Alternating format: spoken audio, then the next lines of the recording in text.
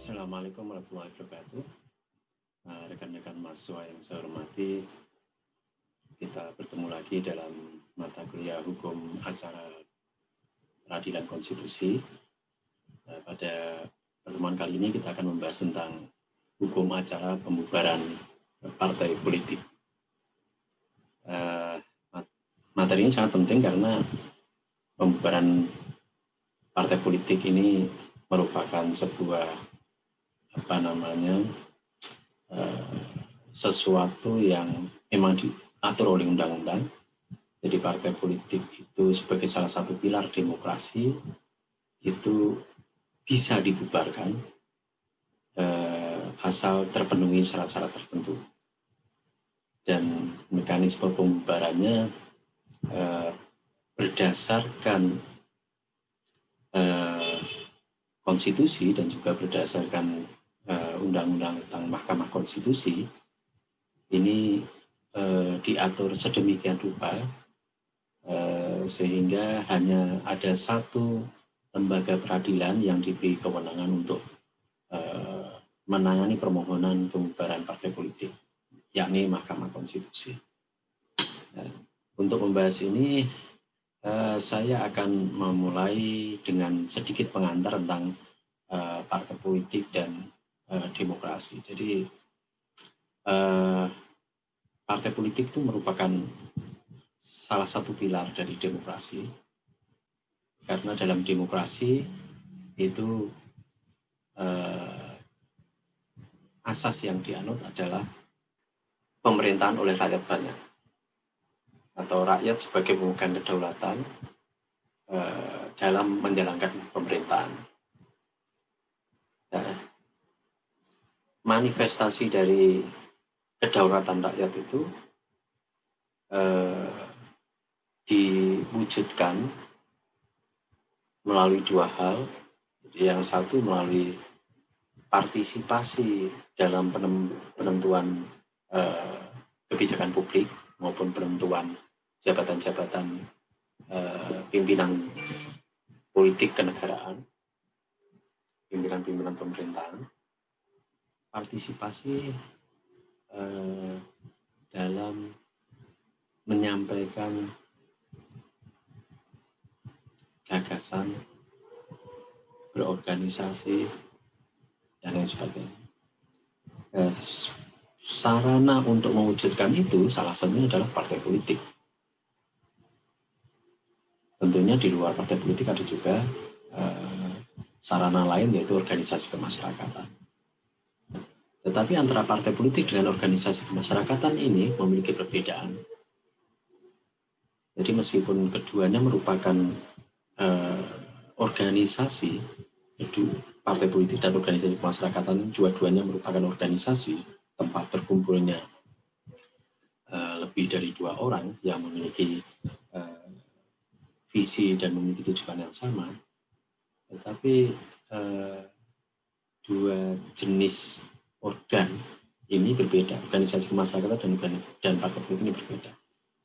Organisasi kemasyarakatan itu tidak memiliki hak untuk mengikuti pemilu, sedangkan partai politik memiliki hak untuk mengikuti pemilu. Jadi perbedaan keduanya adalah di situ. Yang lainnya sebenarnya hampir sama. Jadi sama-sama kumpulan dari beberapa orang yang memiliki visi dan tujuan yang sama, tetapi yang membedakan itu adalah partai politik memiliki hak untuk mengikuti pemilu, sedangkan organisasi kemasyarakatan tidak.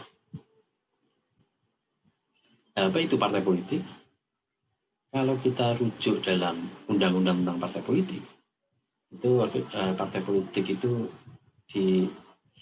didefinisikan sebagai organisasi yang bersifat nasional dan dibentuk oleh sekelompok WNI secara sukarela atas dasar kesamaan kehendak dan cita-cita untuk memperjuangkan dan membela kepentingan anggota, masyarakat, bangsa, negara, serta memelihara keutuhan NKRI berdasarkan Pancasila dan UUD 1945. Jadi sebenarnya kalau kita lihat definisi ini adalah definisi partai politik di Indonesia menurut ketentuan undang-undang.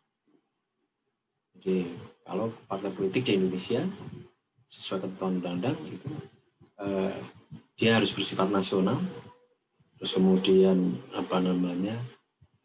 di antara tujuannya itu salah satunya harus memiliki tujuan memelihara keutuhan NKRI berdasarkan Pancasila dan UUD 45. Jadi tidak boleh membuat partai politik dengan tujuan untuk memperjuangkan pemisahan diri dari NKRI. Apa saja fungsi, tugas, dan hak partai politik itu nanti bisa teman-teman pelajari di dalam Undang-Undang Partai Politik atau bisa dibaca. Tetapi fungsi partai politik itu berdasarkan Undang-Undang Partai itu ada 5 fungsi dasar, yaitu fungsi political education, jadi pendidikan politik, fungsi penciptaan iklim yang kondusif bagi persatuan dan kesatuan bangsa. Jadi partai politik itu harus menjalankan fungsi untuk mendorong terbangunnya dan menguatnya persatuan dan kesatuan. Terus penyerap, penghimpun dan penyalur aspirasi politik masyarakat, fungsi partisipasi politik warga negara, dan fungsi rekrutmen politik dalam proses pengisian jabatan. Bagaimana dengan pembubaran partai politik? Jadi dalam undang-undang tentang partai politik itu diatur pasal atau ketentuan tentang pembubaran dan penggabungan partai politik. Jadi partai politik itu bisa bubar apabila terpenuhi 3 syarat. 1, membubarkan diri atas keputusan sendiri. Yang kedua, menggabungkan diri dengan partai politik lain atau fusi atau merger kalau bahasa ekonominya. Yang ketiga, dibubarkan oleh Mahkamah Konstitusi. Jadi partai politik itu bisa bubar itu ketika ada salah satu dari 3 syarat itu. Jika ada partai politik itu membubarkan diri, maka harus diberitahukan kepada Menkumham selaku menteri yang menangani urusan ini. Nanti Menkumham akan mencabut status badan hukum dari partai politik untuk kemudian diumumkan dalam lembaran negara. Bagaimana jika partai politik itu ingin menggabungkan diri dengan partai politik lain?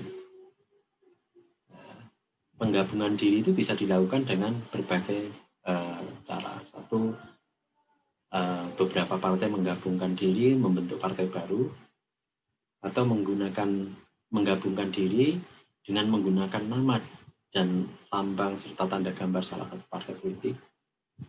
Jadi kayak semacam akuisisi gitu. Terus partai politik baru hasil penggabungan harus memenuhi ketentuan sebagaimana ketentuan partai politik yang diatur dalam undang-undang. Jadi meskipun partai politik tersebut sudah menggabungkan diri, baik membentuk partai baru atau melebur dengan partai lain, itu partai itu tetap harus atau dia tetap terkena dengan ketentuan tentang syarat-syarat partai politik. Tetapi partai politik yang menerima penggabungan partai politik lain, itu tidak diwajibkan memenuhi ketentuan ketentuan partai politik baru. Jadi yang diwajibkan itu kalau partai politik itu menggabungkan diri dengan membuat nama baru. Bagaimana kalau partai politik itu dibubarkan oleh MK? Partai politik itu bisa dibubarkan karena beberapa alasan. Yang pertama adalah melanggar larangan terkait dengan nama, lambang, atau tanda gambar partai politik yang diatur dalam undang-undang partai politik. Melanggar larangan mendirikan badan usaha atau memiliki saham suatu badan usaha. Melanggar larangan kegiatan bertentangan dengan UUD 45 dan peraturan perundang-undangan. Melakukan kegiatan yang membahayakan keutuhan dan keselamatan negara. Menganut dan membangkang serta menyebarkan ajaran atau paham komunisme, marxisme, leninisme, dan pengurus partai politik menggunakan partai politik untuk melakukan tindak pidana kejahatan terhadap keamanan negara. Jadi itu adalah 6 syarat atau 6 alasan yang bisa menyebabkan partai politik itu dibubarkan.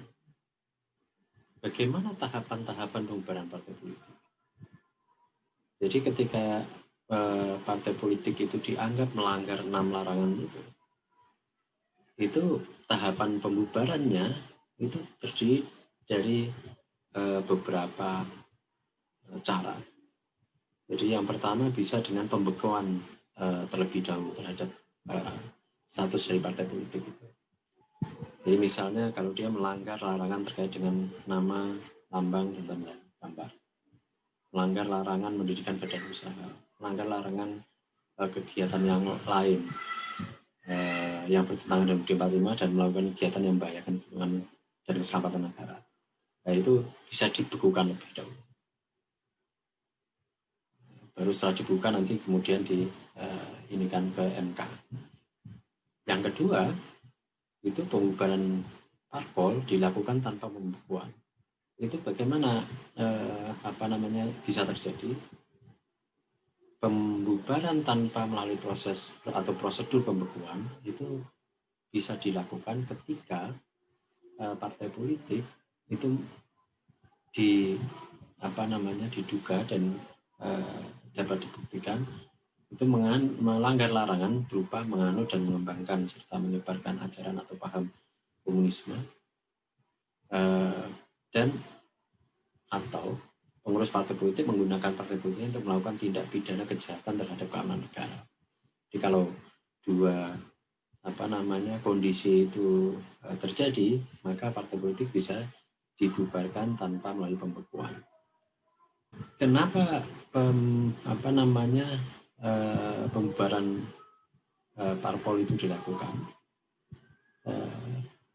Pembubaran parpol itu dilakukan ya karena untuk menegakkan undang-undang sekaligus untuk melindungi kepentingan yang lebih besar, kepentingan demokrasi, konstitusi, kedaulatan negara, keamanan negara, dan ideologi. Ini bisa kita ketahui dari rumusan norma terkait dengan larangan parpol. Jadi larangan parpol itu semuanya itu terkait dengan kedaulatan negara, terkait dengan ancaman terhadap demokrasi, dan terkait dengan ancaman terhadap keamanan nasional. Jadi partai politik sepanjang tidak mau taati urusan itu, maka sebenarnya tidak ada alasan partai politik itu dibubarkan. Tapi kalau partai politik itu mulai bermain dengan isu keamanan negara misalnya, menyuarakan tentang perpecahan atau memerdekakan daerah-daerah tertentu dan sebagainya, itu masuk kategori ancaman terhadap kedaulatan keamanan negara, sehingga partai politik tersebut bisa dibubarkan. Nah, di Indonesia sendiri sudah pernah terjadi praktek pembubaran partai politik baik pada masa kolonial maupun di era Orde Lama dan Orde Baru. Di era Orde Lama itu Masyumi dan PSI pernah dibubarkan, di Orde Baru itu PKI dibubarkan, dan di Orde Baru juga terjadi proses penggabungan partai politik secara paksa, fusi itu menjadi 3 partai politik, P3, Golkar, PD. Bagaimana mekanisme permohonan pembubaran partai politik di MK? Jadi di permohonan mekanisme pembubaran partai politik di MK itu diatur dengan hukum acara yang sangat spesifik ya.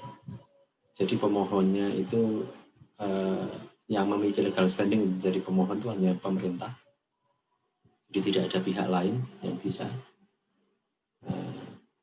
Jadi pemerintah yang bisa menjadi pemohon dapat diwakili oleh jaksa agung atau menteri yang ditunjuk oleh presiden. Kemudian isi permohonannya itu identitas lengkap pemohon, uraian yang jelas tentang ideologi, asas, tujuan, partai politik yang dimohonkan pembubarannya yang dianggap bertentangan dengan D45.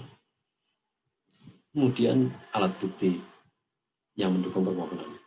Sedangkan termohonnya adalah partai politik yang akan dibubarkan.